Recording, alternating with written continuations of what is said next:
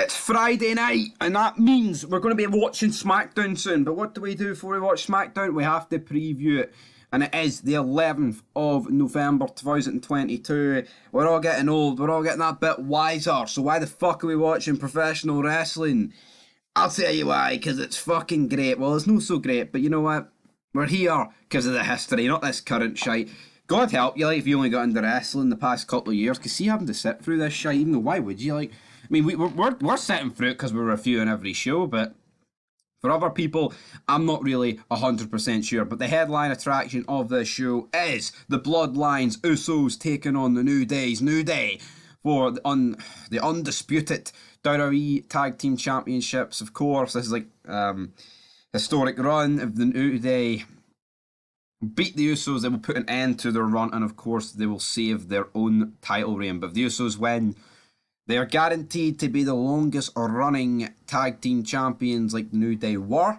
And I'm really hoping for an Usos win, but we'll get to that match a wee bit later on in the video. So it says here, yep, they're going to square off to decide the best tag team of all time. The SmackDown World Cup kicks off and more, which is going to be fun. You know, of course, it's kind of just, you know, as it says here, piggybacking off of the FIFA World Cup, which that will feature an array of international superstars, and the winner of the tournament will receive an Intercontinental Championship match against Gunther. Why can't they receive a title match against Reigns? Why are we led to believe in WWE now that like the US title and the Intercontinental title is like as good as it gets? You know, like that just sucks. Like you can put a belt, you can make a belt feel prestigious without just saying, "Oh, these are the two main belts," because Roman Reigns doesn't want to turn up. Because that's essentially what it is. But, you know, that's what they're going with. But in our first match, we have Santos Escobar of Mexico taking on Shinsuke Nakamura of Japan. So we've Mexico against Japan. And you know what? Already, I'm beginning to like this concept. It just sounds a bit fun and creative, and that they haven't done it before in WWE.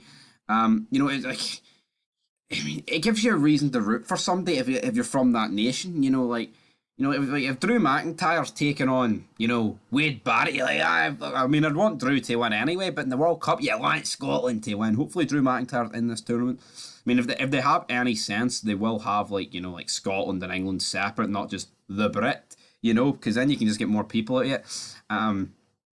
So it is what it is. So I'm going to go with Santos Escobar to win this match, because Legado del Fantasma, They need to look strong, right? They need to win. They need to get a few wins, and I'm going to go with Santos Escobar to pick up the win.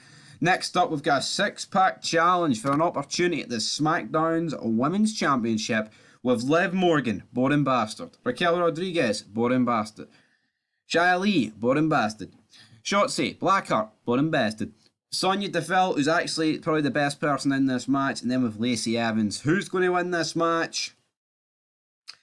I'm going to go with Raquel Rodriguez. I mean, honestly, I don't really know who the fuck's going to win this match, to be honest. I'm going to go with Raquel Rodriguez because they've did Liv Morgan to fuck. The rest are quite heely, so I don't really see a heel winning part for Rodriguez, so that's who I'm going to go with. And then, in our main event, which it surely will have to be, history is on the line this Friday. The Usos defend their undisputed WWE Tag titles against the New Day. If the Usos are victorious, they will be the longest reigning WWE Tag Champions ever, meaning that they would surpass the New Day's previous record. The New Day are not happy with this and seek to protect their record against the Usos. Coming off their big win against the Brawling Brutes at Crown Jewel, the Usos seem to have the momentum heading into the first contest. But they fought on multiple occasions, and of course, we know that because they just have, and that is the end of the SmackDown preview. So it's time for me to preview the big match, the big main event, and I am going to go with a win to the Usos. Would I be surprised if the New Day won? I kind of would be, but I mean, at some point, the Bloodline's dominance has to end. But I feel like when that ends, it'll all be at once, and I don't see Roman Reigns losing the belt on this SmackDown, so I don't really see the Usos losing. I mean, I think if you're going to lose, I mean, I know it would kind of take away from Reigns, like, but it would just be great at Survivor Series if we did get a War Games match, like the Bloodline against a big group of guys, and see this whole rumour of the New Day and the Brawling Brutes. Who the fuck wants to see that as War Games? No one buys that, man. You need stars. You need, like, Drew McIntyre, Rollins, you know, those sort of people who've got a bit of name value, like Cody Rhodes.